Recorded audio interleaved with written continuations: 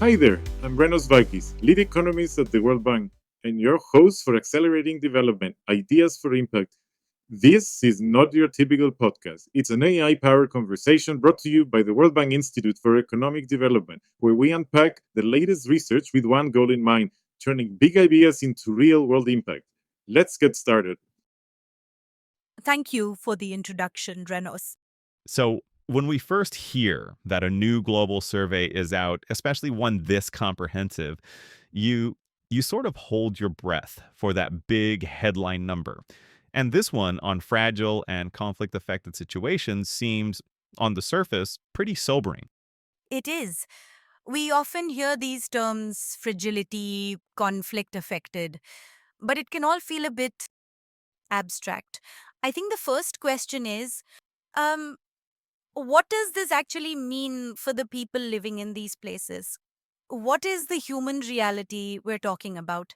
That is exactly the right place to start because this isn't just about economics. It's about a profound human crisis concentrated in 39 specific economies, which are home to over a billion people. The data, it really paints a stark picture.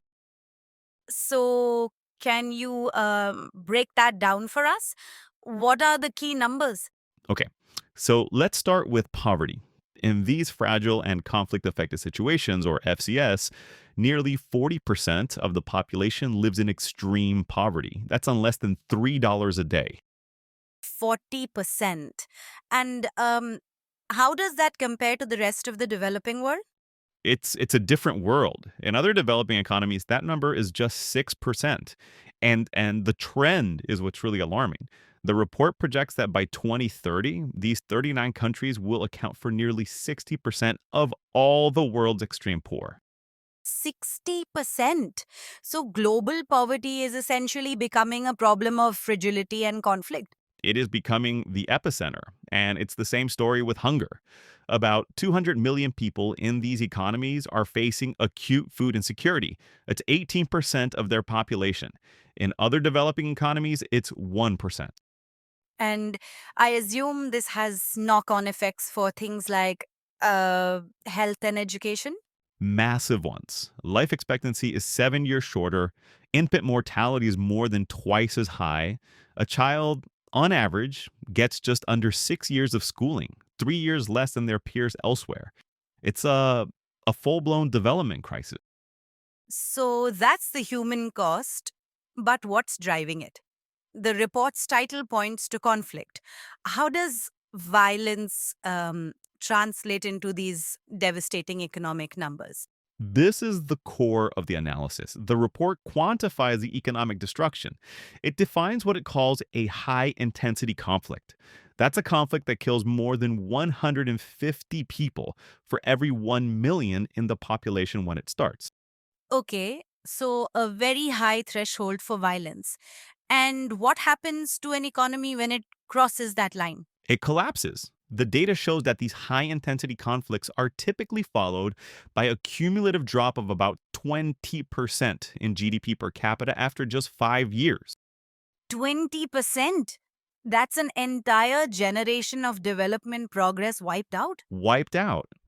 And for these specific FCS economies, the effect is even more pronounced.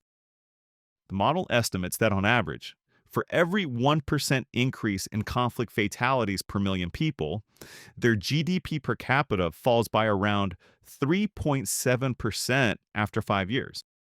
And are certain parts of the economy hit harder than others? Absolutely. And this is a key finding. The industrial sector gets decimated. It suffers a 7% cumulative loss in value added on average, following a 1% increase in conflict related fatalities after 5 years. Agriculture also gets hit, but industry is where you see the most destruction. Which is so important because industry is often the path out of poverty and commodity dependence. Exactly. It's the engine of future growth. Conflict destroys that engine, forcing economies backward and reinforcing the very fragility that fuels violence in the first place. It is a vicious cycle. And it leads to crippling debt. About 70% of these countries are now in or at high risk of debt distress. This is all incredibly sobering. But is there a way out? Does the report offer any sense of hope or a path forward? It does, and this is where the conversation has to go. Despite the bleak picture, the report identifies three major untapped opportunities for growth. They're not easy fixes, but they are real pathways. Okay, let's hear them. First, demographics. These countries have very young, growing populations. By around 2040, their working age population is projected to reach 60%. If, and it's a big if, they can create jobs, that youth bulge can become a powerful engine for growth, a real demographic dividend. Okay, a potential youth dividend. What's the second one? Natural resources. Many of these economies are incredibly rich in the very minerals the world needs for the green energy transition. Think of the Democratic Republic of Congo, Mozambique. Their natural resource rents are already 3 times higher as a share of GDP than in other developing countries. That sounds like the classic resource curse. Doesn't that often lead to more conflict? It's a huge risk, which is why it's only an opportunity if it's managed with transparent and accountable governance. And the third opportunity is tourism. In places where peace can be established, the potential is immense. International tourism receipts are only half the level of their peers relative to GDP. It's a labor intensive sector that can create jobs for young people and women quickly. So we have demographics, resources, and tourism. But each one comes with a major condition. You need jobs, you need good governance, and you need security.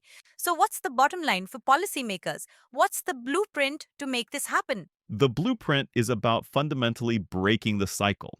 Domestically, it means a relentless focus on strengthening governance and building trustworthy institutions. That's the bedrock. Then you use that foundation to invest in people, in their health, their education, and to create a business environment where the private sector can actually create those jobs. And what about the role for the rest of the world? It is absolutely essential. The report is clear that these countries cannot escape this trap alone. It requires sustained, coordinated international support. That means concessional financing to invest in people and infrastructure. It means technical assistance to help build that state capacity. And critically, it means meaningful debt relief to create the fiscal space for recovery to even begin.